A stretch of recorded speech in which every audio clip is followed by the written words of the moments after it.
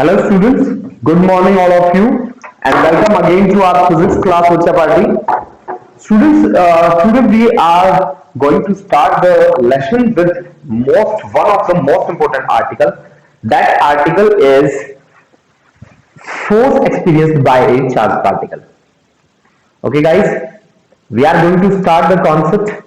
That concept is based on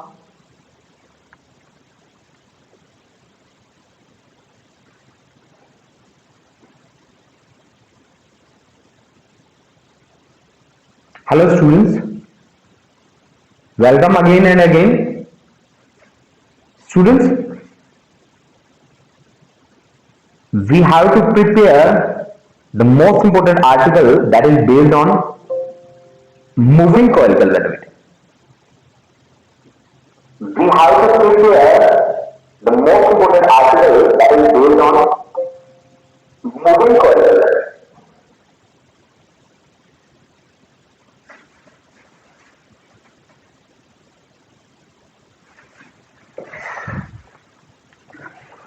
Students, we are preparing the unit. That unit is moving charge and magnetism.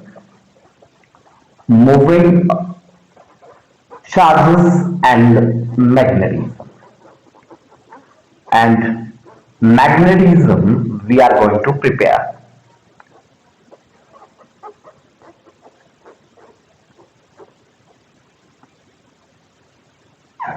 Students, last time I have explained two topics. One topic is when we place a charged particle in uniform electric field, as well as if we place a moving charged particle in uniform magnetic field. There are two forces.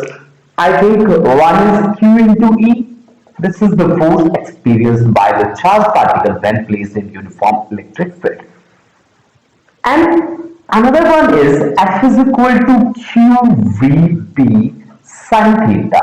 This is force experienced by the charged particle when placed in uniform magnetic field. Students, we have two forces. One force is force experienced by the charged particle when placed in uniform electric field, and another is force experienced by the charged particle when placed in uniform magnetic field. Now, one thing we have to keep in mind, if we have a charged particle, say this is the charged particle having charge is equal to Q, and initially it is moving with velocity v and strike at the screen in this way. This is the charged particle moving the velocity v. Now I am going to apply a perpendicular magnetic field in this way. In this way, I am going to apply a perpendicular magnetic field. This is perpendicular magnetic field. And one thing you have to keep in mind कि perpendicular magnetic field उसकी speed कभी भी change नहीं करेगा. उसकी speed change नहीं करेगा, उसकी डायरेक्शन चेंज करेगा. यानी कि उसका पाथ, जैसे कि पार्टिकल ने पहले एंट्री मारी थी और स्ट्रेट जा रहा था, उसकी जगह पे हमारा पार्टिकल कैसे मूव करेगा? एक पैराबोलिक पाथ में मूव करेगा. उसका पाथ कैसा रहेगा? एक पैराबोलिक पाथ रहेगा. ठीक है? कैसे कि पार्टिकल यहां आया, चार्ज पार्टिकल है, इसके पास चार्ज है पॉजिटिवली चार्ज पार्टिकल है. ठीक है? तो अब देखिए, आप जैसे ही यहां पे एंट्री मारी उसने, तो यहां पे एक्सेलरेशन जो है वो परपेंडिकुलर डायरेक्शन में लगेगा. This is the direction of electric field and same will be the direction of force. Now we say we have the charged particle and charged particle is associated with some mass. Then we say F is equal to me or F is equal to QE. From here I can say acceleration is equal to QE by m. This is the acceleration of the charged particle. Students, see, I am doing work with the charged particle and that charged particle lies in uniform electric field. है ना? ये charge particle जो move कर रहा था उसके लिए मैंने इलेक्ट्रिक फील्ड अप्लाई किया है. आप ये चीज ध्यान रखिए और उससे मैं फोर्स देखूंगा कि कैसी फोर्स एक्सपीरियंस करेगा. नाउ चार्ज पार्टिकल जैसे ही एंटर करता है यहाँ पे, पॉजिटिव को पॉजिटिव रिपेल करेगा, नेगेटिव अट्रैक्ट करेगा, तो वो कुछ इस तरह से अपने पाथ से डेविएट होगा. लेकिन जैसे ही फील्ड से बाहर निकलेगा वो एक स्ट्रेट लाइन में चला जाएगा. अब अगर मैं आपसे पूछूं कि उसमें डिस्प्लेसमेंट कितना हुआ, वर्टिकल एक्सिस के अलावा उसका पाथ कितना चेंज हुआ, say this is the change in the path, से that is equal to y। और हम मान लेते हैं कि हमने जो हॉरिजॉन्टल एक्सिस के अलोंग डिस्टेंस अप्लाई किया है, let us consider this be the x and velocity और स्पीड भी से ना, स्पीड कभी चेंज नहीं होता, ठीक है। अगर आपने परपेंडिकुलर फील्ड अप्लाई किया तो speed does not change but its direction can change ना। हाँ, डायरेक्शन पे फर्क पड़ेगा बट स्पीड पे फर्क नहीं पड़ेगा। तो ठीक है, फिर मैं आपसे पूछ लेता हूं सीधा सीधा कि यहाँ पे फाइनल वेलोसिटी बता दीजिए, v is equal to U plus A T. तो आप कहेंगे सर इनिशियल जीरो ले लो और फाइनल आपकी v that is equal to a into T. Acceleration आपने अभी अभी बताया मेरे को qe बाय m, और t किसके बराबर होगा, कितने डिस्टेंस के लिए इलेक्ट्रिक फील्ड का x, स्पीड कितनी थी v, तो टाइम क्या होता है, टाइम होता है डिस्टेंस, डिस्टेंस है x और स्पीड है v, यही होता है ना टाइम, ठीक है। अब हमें क्या निकालना था, v फाइनल वेलोसिटी। हमने कौन सी इक्वेशन के साथ डील करना है, मैं इस इक्वेशन के साथ भी काम करके देख लेता हूं ताकि मेरा जो कॉन्सेप्ट है वो किस कॉन्सेप्ट में आ सके, इक्वेशन ऑफ पैराबोला में आ सके।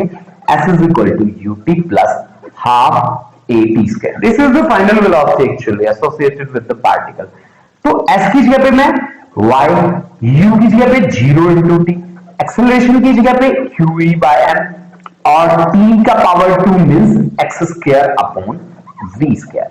From here simply I can say x square is equal to 2mv square upon q into e और इंटू क्या आ जाएगा y, ठीक है जी। तो आपको दिख रहा है ना कि यहां से 2m v स्क्वायर ऊपर qe नीचे, मास कांस्टेंट रहेगा पार्टिकल का, लीनियर वेलोसिटी कांस्टेंट, हमने कहा स्पीड कांस्टेंट रहेगी, उसकी डायरेक्शन चेंज हो सकती है। Charge constant, constant electric field यानी कि x square is equal to k into y। ये जो इक्वेशन है ये इक्वेशन किसकी है, पैराबोला की है। This is equation of parabola, parabola. Hence particle will travel a parabolic path inside uniform electric field. Students, मैंने क्या काम किया कि मेरे पास एक चार्ज पार्टिकल था जो मूव कर रहा था स्पीड v के साथ, उसके ऊपर इलेक्ट्रिक फील्ड अप्लाई किया और उसके पाथ को चेक किया एक्चुअली, है ना, उसके पाथ को मैंने चेक करा।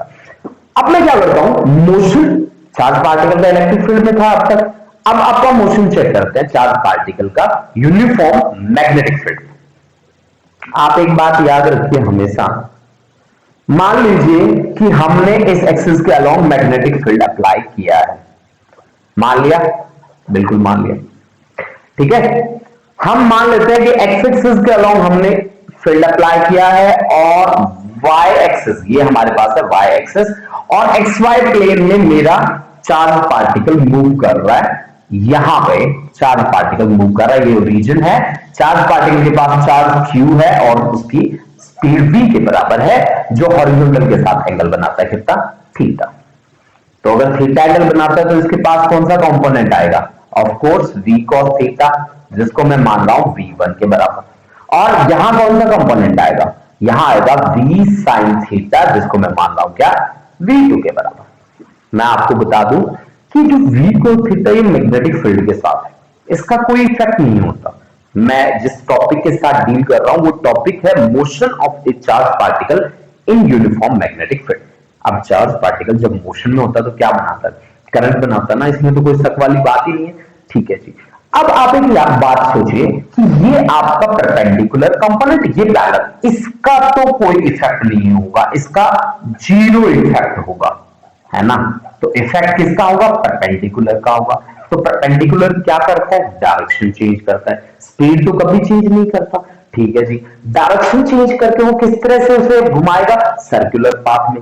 अगर वो सर्कुलर पाथ में, मतलब इस कंपोनेंट के कारण, ये कंपोनेंट इस मैग्नेटिक फील्ड के कारण जो फोर्स एक्सपीरियंस करेगा, वो फोर्स उसे सर्कल में रोटेट करवाएगा, ठीक है।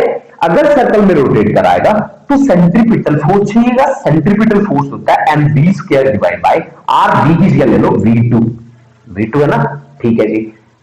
अब सेंट्रीपिटल फोर्स कौन प्रोवाइड कर रहा है, F is equal to Q V B sine theta, theta कितना है यहाँ पे 90 डिग्री, ठीक है। v2 कंपोनेंट है हमारे पास, ठीक है जी। अब इसके साथ डील करते हैं, सोल्व करते हैं। v2 से एक v2 गया, ठीक है जी। तो साइन 90 की वैल्यू हो गई 1, तो M V two by R that is equal to Q into B. Sine 90 की वैल्यू 1, तो आर की वैल्यू कितनी आ गई, M V two by Q into B. V two की वैल्यू है आपके पास V sine theta divide by Q into B that is equal to radius. अगर हमारे पास मान लो हमने चार्ज पार्टिकल हमारा ऐसे मूव कर रहा था, तो चार्ज पार्टिकल ने एक सर्कुलर ट्रैक में चक्कर काटा, जिस ट्रैक का रेडियस हमारे पास आ चुका है आर, ये चार्ज पार्टिकल था जो मूव कर रहा था, इसकी लीनियर वेलोसिटी आपने मानी है v के बराबर। क्लियर, यहां तक बातें क्लियर? ठीक है, उसका रेडियस आ गया हमारे पास, तो मेरे ख्याल से आपका टाइम पीरियड और फ्रीक्वेंसी भी निकाल सकते हैं। ओमेगा तो बहुत आसानी से हम निकाल सकते हैं। ठीक है, तो अगर मैं आपसे कहूं कि ओमेगा क्या चीज होती है, तो आप कहेंगे sir 2 pi by capital T होता है। और टाइम क्या होता है अगर मैं आपसे पूछूं तो आप कहेंगे सर टाइम तो डिस्टेंस अपॉन स्पीड होता है। तो डिस्टेंस है 2 पाई आर और स्पीड है v, तो 2 पाई आर अपॉन v, तो v ऊपर चला गया, तो v by R that is equal to v by R, और r की जो वैल्यू है उसे मैं पुट कर रहा हूं M we sine theta divide by Q into B, यानी क्यू इंटू बी इधर आ गया, v से b कैंसिल हो गया, Q B upon M into sine theta. ठीक है, इस तरह से आप ओमेगा कैलकुलेट कर सकते हैं। फ्रीक्वेंसी अगर आपने टाइम पीरियड निकाल लिया हो, टी आपने क्या कैलकुलेट किया है, देखिए यहां पे हमारे पास स्पीड जो है वो v2 है, v2 है, तो v साइन थीटा रहेगा। ठीक है, यहां पे v साइन थीटा, तो साइन थीटा यहां से रिमूव हो जाएगा, qb अपॉन m हमारे पास आ जाएगा। ठीक है, तो टाइम टाइम क्या रहेगा हमारे पास, हमने क्या कहा, time is equal to distance, distance 2 pi R upon speed हमारी थी v2। ठीक है, ये तो ओमेगा की वैल्यू आई है, तो 2 पाई आर v2 की वैल्यू है v साइन थीटा, आर की वैल्यू है हमारे पास m we sine theta by Q into v. ठीक है, तो v साइन थीटा, तो 2 pi m by Q into v. अगर आप फ्रीक्वेंसी निकालना चाहते हैं तो इसका रेसिप्रोकल, काइनेटिक एनर्जी निकालना चाहते हैं तो हाफ एम वी स्क्वायर। ठीक है, फ्रीक्वेंसी के लिए भी मैं आपको बता देता हूं दैट इज इक्वल टू 1. ठीक है, तो यहां से आप देख लीजिए, मतलब आपको एक कॉन्सेप्ट याद रखना है, क्या कि अगर परपेंडिकुलर आपने फोर्स लगाई है या फील्ड लगाया है, तो उसके कारण स्पीड चेंज नहीं होती, उसके कारण डायरेक्शन चेंज होती है। This is the most important thing that you have to keep in mind. ठीक है, that you have to keep in mind. तो कितने स्टूडेंट यहां पे अटैच हो चुके हैं, प्लीज एक बार अपडेट कर दीजिए मेरे को, ताकि मुझे पता चल जाए कि हाँ जी मेरे साथ ये बच्चे बैठे हैं यहाँ पे, और मैं फिर अकॉर्डिंगली क्लास को आगे बढ़ा सकूं। ठीक है, आप अपनी वो भी बता सकते हैं मेरे को। ठीक है, हाँ जी, यहां पे है आश्रय, हर्षित, उपविंदर, सार्थक महाजन, मनरीत कौर, संदल, नेहा बिजू, मनजोत कौर, तनवीर सिंह, ये बच्चे बैठे हैं मेरे पास। ठीक है बेटा, हाँ जी आगे बढ़ते हैं बच्चा। देखो देखो बेटा, ये तो थी जनरल बात जो आपको पता होनी चाहिए। ठीक है, इनमें से रट्टाफिकेशन पे तो आप किसी पे भी मत जाना। ठीक है, इनमें रट्टे मारने वाली कोई बात नहीं थी। आपको ये बात बताई गई थी कि जब किसी मूविंग चार्ज पार्टिकल को यूनिफॉर्म इलेक्ट्रिक फील्ड में रखते हैं और यूनिफॉर्म मैग्नेटिक फील्ड में रखते हैं, तो कितनी कितनी फोर्स एक्सपीरियंस करता है, जिसमें मैंने एक में कहा कि क्यूई जब इलेक्ट्रिक फील्ड में रखा गया, एक में मैंने कहा क्यूवीपी साइन थीटा जब उसको मैग्नेटिक फील्ड में रखा गया।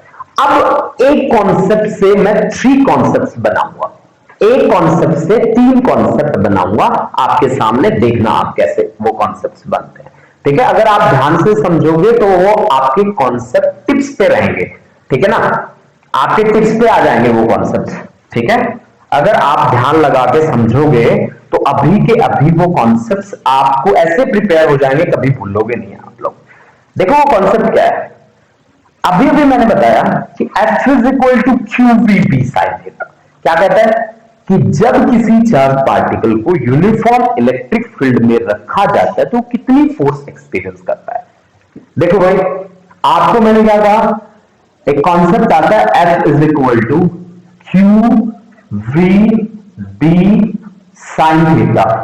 This is force experienced by the charged particle when placed in uniform magnetic field.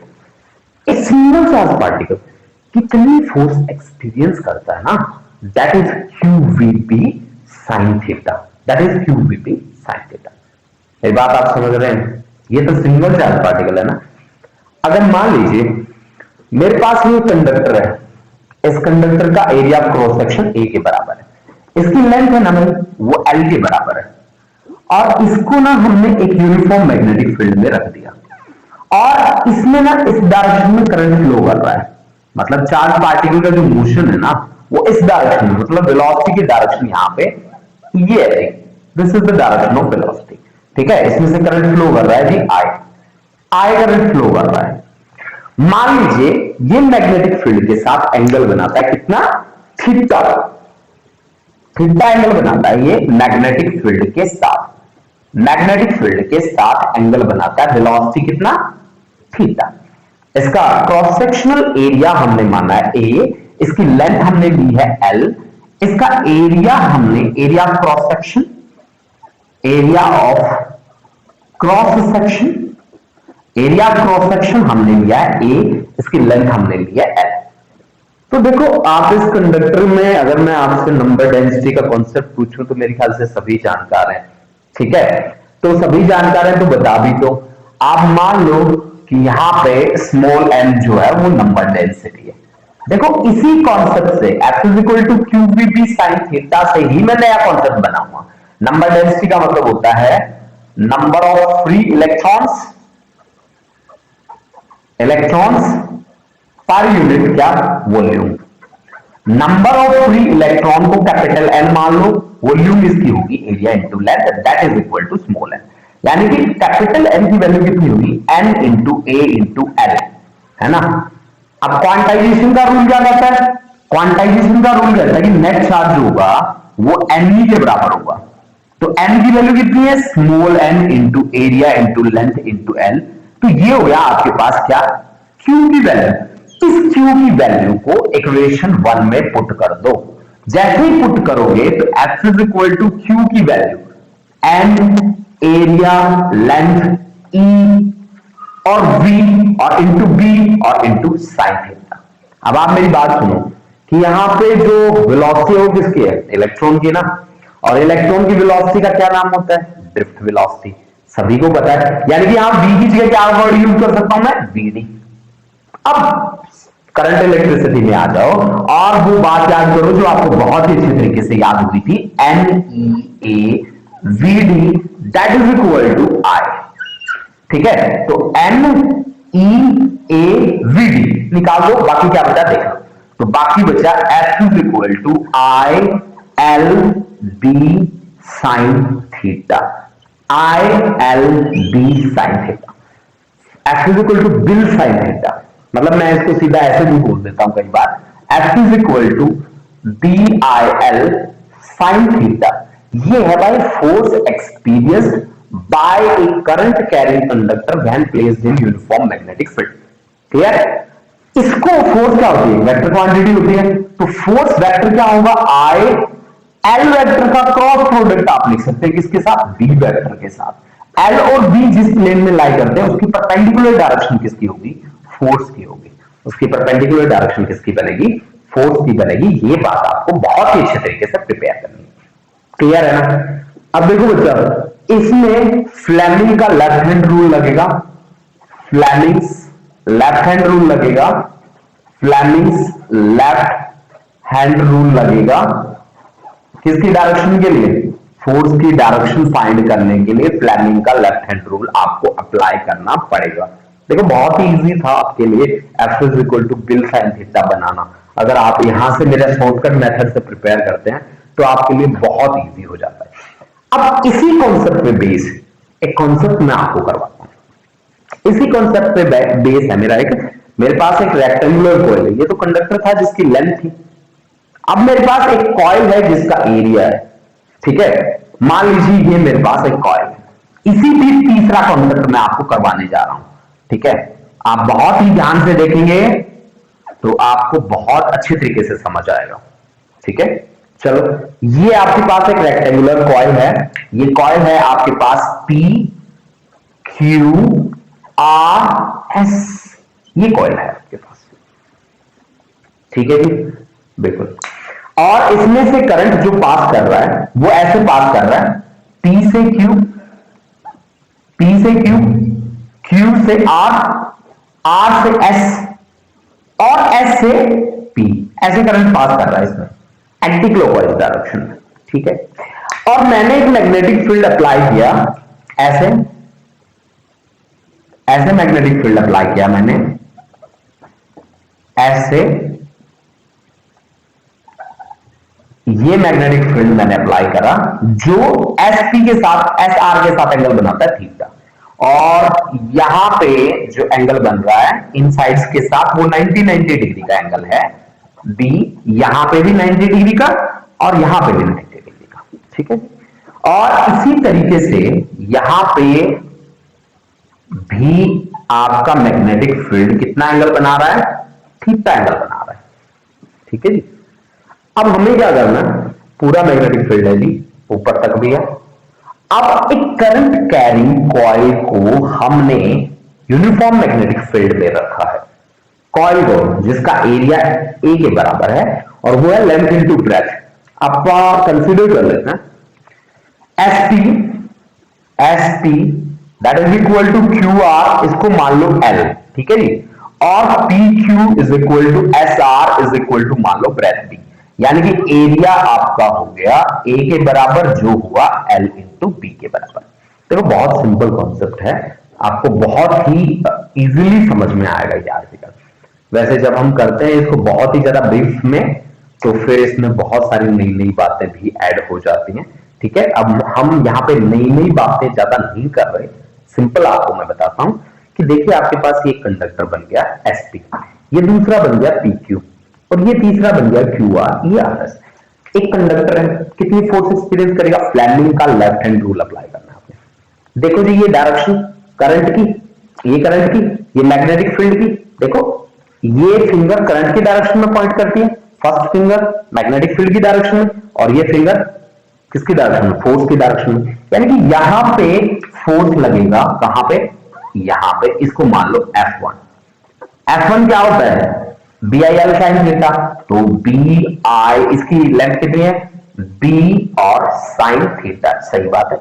उसके बाद दूसरा Q से R, करंट की डायरेक्शन कहां होती है, ये फिंगर, ये मैग्नेटिक फील्ड, तो ये आपका फोर्स, ये करंट, ये मैग्नेटिक फील्ड, तो ये आपकी फोर्स। ठीक है, इनके परपेंडिकुलर रहेगी ऐसे ऐसे।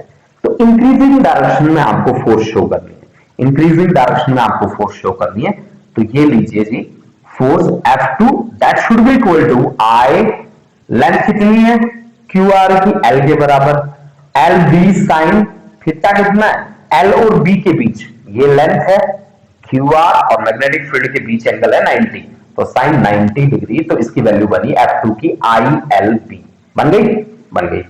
तीसरी देखो, करंट कहां फ्लो कर रहा है, करंट यहां, मैग्नेटिक फील्ड कहां है, यहां, मैग्नेटिक फील्ड कहां है, यहां, यहां करंट है, यहां मैग्नेटिक फील्ड है, तो फोर्स कहां जाएगी, ऊपर। ठीक है, तो ये आपकी F3, F3 की वैल्यू भी क्या रहेगी, BIB sine theta, BIB sign theta. अब इसकी इंक्रीजिंग डायरेक्शन कौन सी है, SP की, जो करंट की डायरेक्शन है।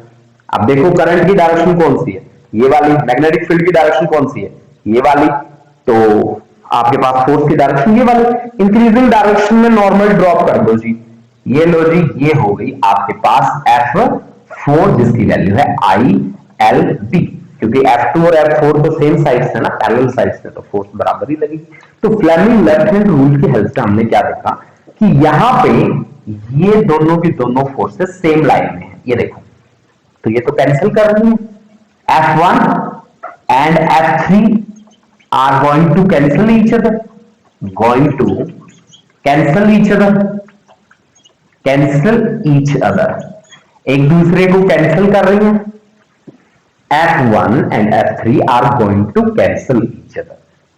ठीक है, अब ये दोनों की दोनों पैरेलल फोर्स है, मान लो मैं आपको दिखाता हूं, देखिए ठीक है, इस तरह का आर्टिकल है। अब ये देखो, ये है, इस पे एक फोर्स इधर को लग रही है, एक फोर्स इधर को लग रही है, तो ये क्या करेंगे, इसको ऐसे रोटेट कर देंगे, समझ रहे हैं आप। और आप इसकी रोटेशन पूरी मत मानिए, ठीक है, आप थीटा एंगल से रोटेशन मान लीजिए, ठीक है।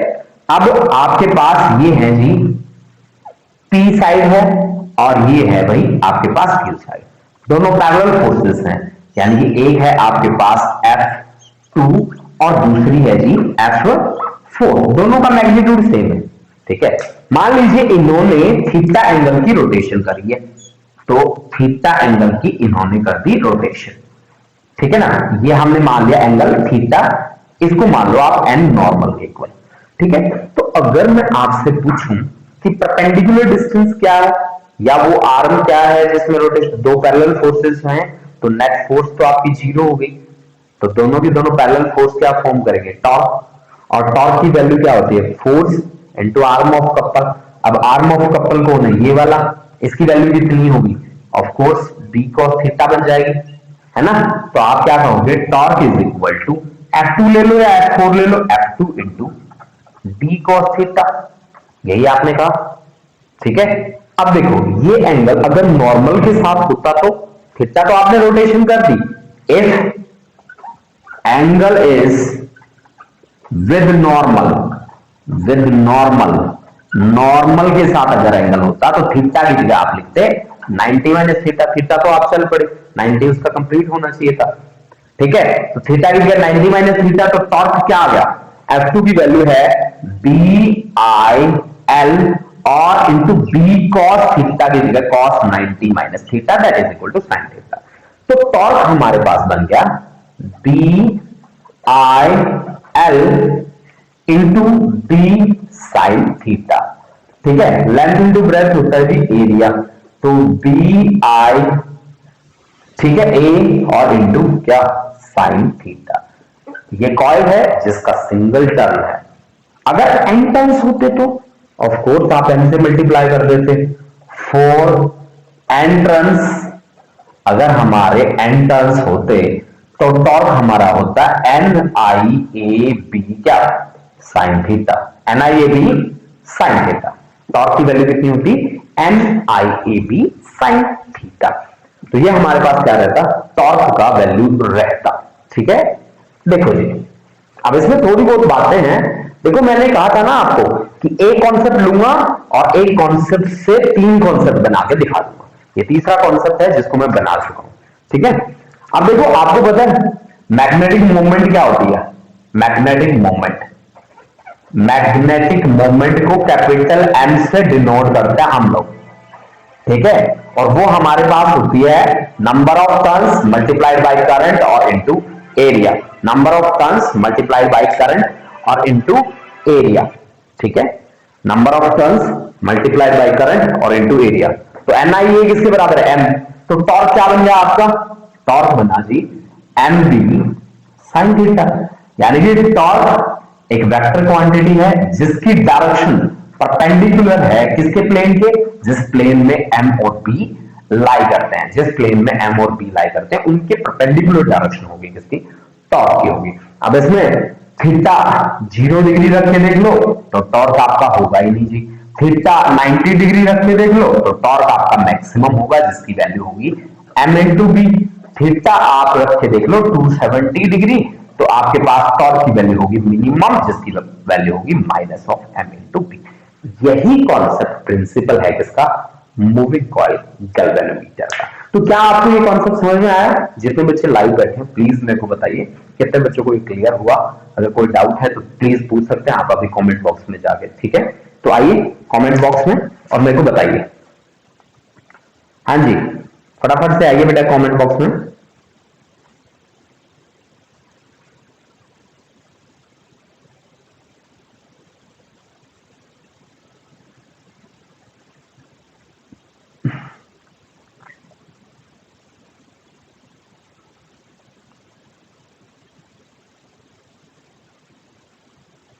हाँ जी सभी को समझ में आ रहा है बेटा, प्लीज मेरे को अपडेट कीजिए, हाँ जी फटाफट से अपडेट करो बेटा, मेरे को कमेंट बॉक्स में जाके कमेंट करो, बताओ मेरे को कि समझ में आ रहा है कि नहीं आ रहा।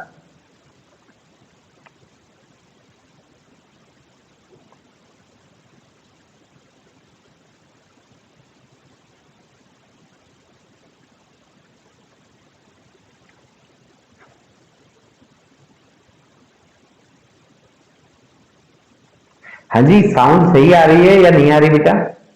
साउंड भी बता दीजिए कि सही आ रही है कि नहीं आ रही। हाँ जी, बोलो बच्चों, फटाफट से बताओ बेटा मेरे को, कमेंट सेक्शन में जाओ और बताओ मेरे को।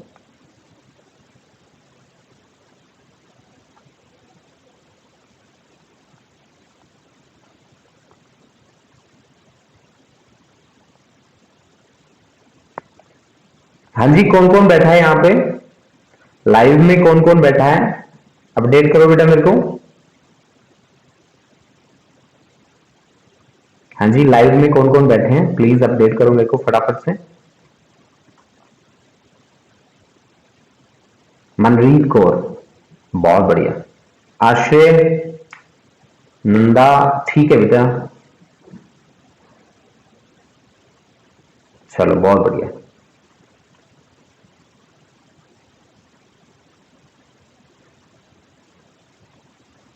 हाँ जी, चलो देखो बेटा, आगे आगे हम बात करते हैं। देखिए नेक्स्ट हमारी क्या बात है, हमने अब तक बात करी है torque on a rectangular coil की। इसी में एक कॉन्सेप्ट आता है, इन्हीं का एक कॉन्सेप्ट है, वो कॉन्सेप्ट आपसे आपने जब लास्ट टाइम जो प्रिपेयर किया था उस आर्टिकल के साथ भी डील करेगा। मतलब एक करंट कैरिंग स्ट्रेट कंडक्टर है, उसका मैग्नेटिक फील्ड कितना होता है अगर उसकी लेंथ है इनफाइनाइट, तो आप मेरे ख्याल से मुझे बताते हैं mu not upon 4 pi 2I/r। आप लोगों ने मुझे ये बात बताई है, ठीक है, कि अगर आपके पास एक स्ट्रेट कंडक्टर है जिसकी लेंथ इनफाइनाइट है तो उसके लिए मैग्नेटिक फील्ड होता है mu not upon 4 pi 2I/r।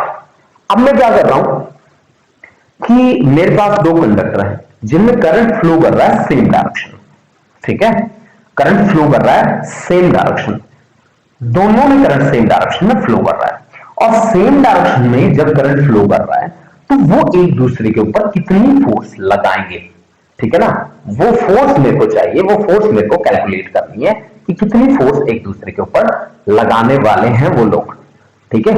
चलो देखते हैं जी, देखो मेरा कॉन्सेप्ट है force between two parallel wires carrying current.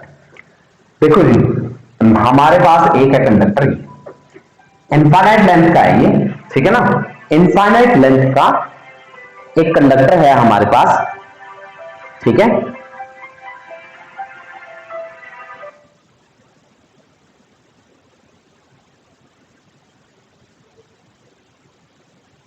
देखिए इनफाइनाइट लेंथ का हमारे पास एक कंडक्टर है, हम किस तरह से डील करेंगे उसके साथ देखो, ठीक है।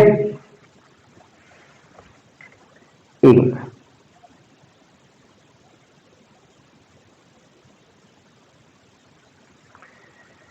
देखो जी, हमारे पास ये है इनफाइनाइट लेंथ का कंडक्टर, ठीक है, जिसमें से करंट फ्लो कर रहा है, मान लीजिए I1 करंट फ्लो कर रहा है, इससे न्यूमेरिकल्स आ सकते हैं, क्वेश्चन भी पूछा जा सकता है।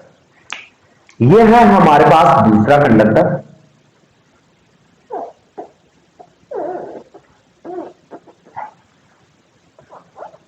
दोनों के बीच जो सेपरेशन है उसको हम मान लेते हैं d के बराबर, d के बराबर, इसमें से करंट फ्लो कर रहा है वो है आपके पास I2 के बराबर, ठीक है, सेम डायरेक्शन में करंट फ्लो कर रहा है, ठीक है जी।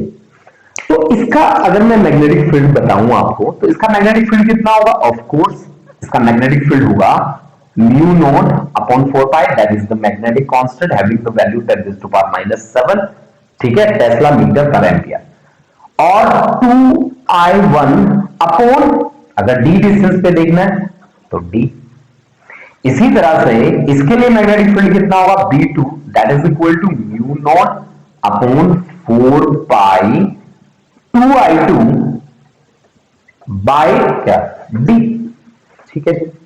अब इसका मैग्नेटिक फील्ड कंसीडर कर लीजिए, इसका मैग्नेटिक फील्ड कुछ इस तरह का है, मान लीजिए यहां पे कहीं पे वो टच करता है, इसका मैग्नेटिक फील्ड ऐसे यहां पे टच करता है। अगर ये कंडक्टर है, इस तरह से करंट इसमें फ्लो कर रहा है, तो कर्ल ऑफ फिंगर कैसा है, एंटी क्लॉकवाइज, तो this is the direction of magnetic field, मतलब ये डायरेक्शन है। अगर इसके किसी पॉइंट पे मैग्नेटिक फील्ड की डायरेक्शन ड्रॉ करनी है तो draw the normal, this is the direction of magnetic field. ये मैग्नेटिक फील्ड की डायरेक्शन, ये करंट की डायरेक्शन, तो फोर्स की डायरेक्शन निकालना हमारे लिए बहुत इजी होगा। कैसे कि फ्लेमिंग का लेफ्ट हैंड रूल आप यूज करेंगे। लेफ्ट हैंड रूल क्या कहता है कि ये करंट है, ये मैग्नेटिक फील्ड है, तो ये फोर्स हो गया, thumb points in the direction of force. तो फोर्स की डायरेक्शन यहां पे कितनी हुई, यहां पे फोर्स की डायरेक्शन आप मान लो कि ये F1 फोर्स एक्सपीरियंस करता है। जब हम किसी करंट कैरिंग कंडक्टर को यूनिफॉर्म मैग्नेटिक फील्ड में रखते हैं तो कितनी फोर्स एक्सपीरियंस करता है, BIL साइन थीटा ना, BIL साइन थीटा, ठीक है। अच्छा जी, ठीक है। अब मेरी बात सुनो, आपने क्या कहा कि ये हमारे पास कंडक्टर है, तो ये मैग्नेटिक फील्ड हुआ, मतलब इसके चारों ओर मैग्नेटिक फील्ड हुआ, ठीक है। तो मैंने अगर इस लेंथ से सर्कल टच करता हुआ निकाला है तो इसके साथ एंगल कितना बनेगा, 90 डिग्री बनेगा हमेशा। मतलब आप ये बात कह रहे हैं कि भाई इसके चारों ओर इस तरह से सर्कल है, ठीक है ना, कह रहे हैं ना आप ये बात, ठीक है जी। अब मैंने क्या किया, मैंने कहा कि ये F1 कितना होना चाहिए, F1 फोर्स एक्सपीरियंस्ड, तो I की जगह पे करंट होगा I2, ठीक है। इसकी लेंथ मान लीजिए L कंडक्टर की, B मैग्नेटिक फील्ड होगा आपके पास B1, ठीक है जी। और साइन थीटा, तो साइन यहां पे रहेगा आपके पास 90 डिग्री, क्लियर, ठीक है जी। तो F1 आपके पास बनेगा I2 इंटू B1 की वैल्यू है, I2 into L into B1 की वैल्यू है म्यू नॉट अपॉन 4 पाई क्या 2I1 बाय डी। तो यहां से म्यू नॉट अपॉन 4 पाई, ठीक है जी, और 2I1 I2 बाई डी और into L that is equal to F1। इसकी डायरेक्शन कहां, अंदर की तरफ है, मतलब ये जो कंडक्टर है ना इसे अपनी तरफ अट्रैक्ट कर रहा है F1। Similarly F2 we have to find out, this also has the value mu naught upon 4 pi, ठीक है। 2I1 I2 इंटू दूसरे की भी लेंथ L है, सेपरेशन D है, F1 और F2 बराबर नहीं। अब यहां F2 की वैल्यू निकालना, F2 की डायरेक्शन निकालना बहुत इंपॉर्टेंट है हमारे लिए। चलो देखते हैं F2, मतलब यहां पे ये दोनों कंडक्टर मैं यहां बना रहा हूं, ठीक है। एक में करंट फ्लो कर रहा है I1 और दूसरे में करंट फ्लो कर रहा है I2, और इसका मैग्नेटिक फील्ड है B2 जिसकी वैल्यू है mu not upon 4 pi 2I2 by D, 2I2 by D, 2I2 by D. अब इस मैग्नेटिक फील्ड में ये कंडक्टर लाई करता है जिसमें करंट फ्लो कर रहा है कितना I1, तो आप देखिए यहां से टच करता हुआ जाएगा, ठीक है। अब करंट कैसे फ्लो कर रहा है, ऐसे, ये एंटी क्लॉकवाइज डायरेक्शन में, ये देखो एंटी क्लॉकवाइज डायरेक्शन में, यहां पे नॉर्मल ड्रॉप करोगे तो this is the direction of magnetic field, this magnetic field is B2। Now force F2, this will experience force F2। अब आप देखिए कि करंट कहां पे है, यहां पे करंट है, और मैग्नेटिक फील्ड कहां पे है, मैग्नेटिक फील्ड तो नीचे की तरफ है, तो फोर्स कहां होगा, ऐसे, ठीक है। This is the direction of force, this is the direction of F2, यानी कि ये दोनों कंडक्टर एक दूसरे को क्या कर रहे हैं, अट्रैक्ट कर रहे हैं। इफ मुझे कंक्लूजन क्या मिला, conclusion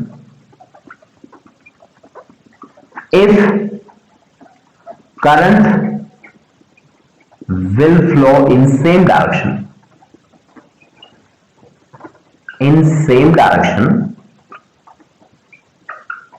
then both conductors will attract each other, both conductors will attract each other, एक दूसरे को क्या करेंगे, वो दोनों के दोनों कंडक्टर एक दूसरे को अट्रैक्ट करेंगे। इसकी जगह पे अगर करंट ऑपोजिट डायरेक्शन में फ्लो होता तो वो एक दूसरे को क्या करते, रिपेल करते। Please note it down and बताइए मुझे कि क्या आपको ये कॉन्सेप्ट क्लियर हुआ कि नहीं हुआ। ठीक है, आ जाइए कमेंट सेक्शन में और बताइए मुझे।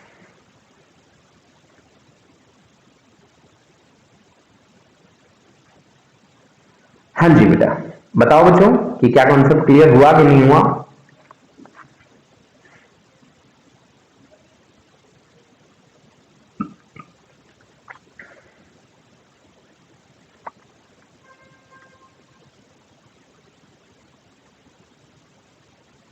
कॉन्सेप्ट है ये force between two parallel wires carrying current. Force between two parallel wires carrying current, ये था हमारा कॉन्सेप्ट जिसको मैंने अभी अभी पढ़ाया आपको। ठीक है, तो आप बताइए बेटा कि कितने, क्या समझ में आ गया क्या आप यहाँ पे जितने भी बच्चे बैठे हैं? क्लियर है? बहुत बढ़िया, बहुत बढ़िया, शाबाश।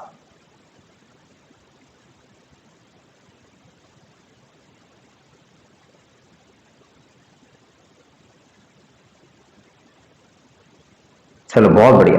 देखो बेटा, देखो मैं आपको पूरे चैप्टर का शॉर्ट फॉर्म करवा रहा हूं। ठीक है, आप मेरे साथ बहुत ही अच्छे तरीके से प्रिपेयर कर लीजिए, ये आर्टिकल्स आपकी बहुत ही ज्यादा हेल्प करने वाले हैं। ठीक है, चलिए नेक्स्ट देखिए। नेक्स्ट मुझे क्या करना है, नेक्स्ट है मेरे पास एक बात मुझे आपको बहुत अच्छे तरीके से बता देंगे कि मैग्नेटिक फील्ड को इंड्यूस करने के दो तरीके हमने बनाए। एक तो मैग्नेट से हम मैग्नेटिक फील्ड बना सकते हैं, और दूसरा अगर चार्ज मोशन में है, चार्ज हमारा कैसा है, मूविंग चार्ज है, ठीक है, तो भी हम उसके लिए मैग्नेटिक फील्ड बना सकते हैं। मान लीजिए कि हमारे पास कोई भी कंडक्टर है जिसमें करंट फ्लो कर रहा है, करंट हम मान लेते हैं आई के बराबर। ठीक है ना, आई हम मान लेते हैं करंट। ठीक है, कि आई करंट उसमें से फ्लो कर रहा है। ठीक है जी, चलो करते हैं उस पर अभी बात, मैं इसको रब कर दूं।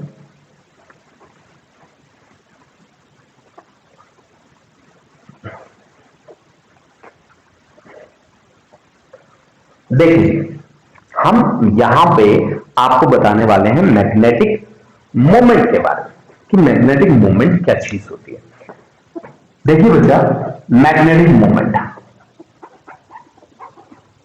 मैग्नेटिक मोमेंट को मैं कैपिटल एम से रिप्रेजेंट करता हूं and that is nothing but equal to current into area. मान लीजिए आपके पास ये करंट कैरिंग कंडक्टर है जिसमें से करंट फ्लो कर रहा है आई, और मुझे किसी आर डिस्टेंस पे फील्ड निकालना है। ठीक है ना, तो मैंने आर रेडियस लिया और एक सर्कल ड्रॉ कर दिया।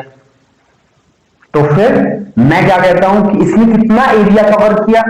अगर आपसे पूछूं तो आप कहोगे सर पाई आर स्क्वायर। तो यही इसकी क्या बनेगी, मैग्नेटिक मोमेंट बनेगी। मैग्नेटिक मोमेंट की यूनिट क्या रहेगी जी, मैग्नेटिक मोमेंट की यूनिट रहेगी करंट की एम्पियर, एरिया की मीटर स्क्वायर, मीटर स्क्वायर। इसी की जगह पे अगर मैं एक बार मैग्नेट ले लेता, बार मैग्नेट में दो पोल हैं हमारे पास, एक है नॉर्थ पोल और दूसरा है साउथ पोल।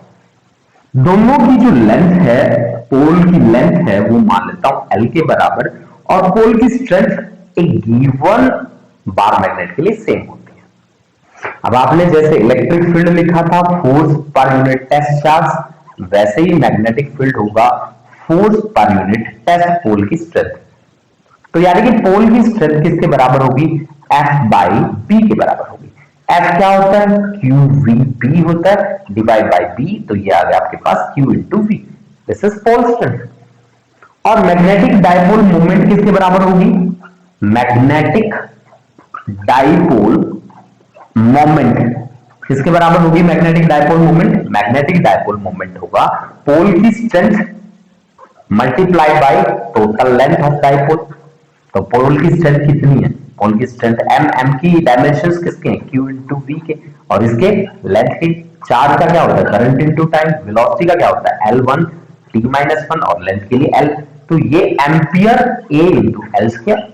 तो इसकी unit of M is, charge की यूनिट है एम्पियर और लेंथ की यूनिट है मीटर स्क्वायर। तो एम्पियर मीटर स्क्वायर आपके पास आंसर आ चुका है। तो यानी कि मैग्नेटिक मूवमेंट को आप किसी भी तरीके से देख लीजिए, आपके पास वैल्यूज दोनों केसेस में क्या रहेंगी, सेम रहेंगी। तो आज हमने क्या क्या किया है, मैं आपको एक बार ब्रीफ दे देता हूं। सबसे पहला आर्टिकल मैंने आपको करवाया कि चार्ज पार्टिकल का motion in uniform electric field और मैग्नेटिक फील्ड, ठीक है, नंबर 1। दूसरा मैंने आपको करवाया F is equal to B I L sine theta का कॉन्सेप्ट। तीसरा मैंने आपको कॉन्सेप्ट कराया torque on a rectangular coil placed in uniform magnetic field. और लास्ट हमने किया है मैग्नेटिक मोमेंट के लिए। तो ये आर्टिकल्स हैं हमने आज कंप्लीट करे हैं। तो प्लीज बच्चा पार्टी इन पे आप, हाँ, इनके कुछ न्यूमेरिकल्स हैं जो मैंने सीबीएसई से निकाले, उनकी पीडीएफ मैं आपके डिस्क्रिप्शन बॉक्स में अपलोड कर दूंगा, ठीक है। तो जिन जिन बच्चों को अच्छी रिवीजन चाहिए प्लीज आप लाइव क्लासेस अटेंड करिए और अपना सिलेबस बहुत ही अच्छे तरीके से कंप्लीट करें, ठीक है। आप अपने सिलेबस के लिए बिल्कुल भी जो आपका इग्नोरेंस वाला मूड है उसको स्विच ऑफ कर दें और ऑन हो जाए आप फाइनल एग्जाम्स के लिए, और इसी तरह से प्रिपेयर करते रहें। ठीक है students, thank you. And please note it down, फटाफट से नोट कर लीजिए आप उसे। Thank you students, thank you.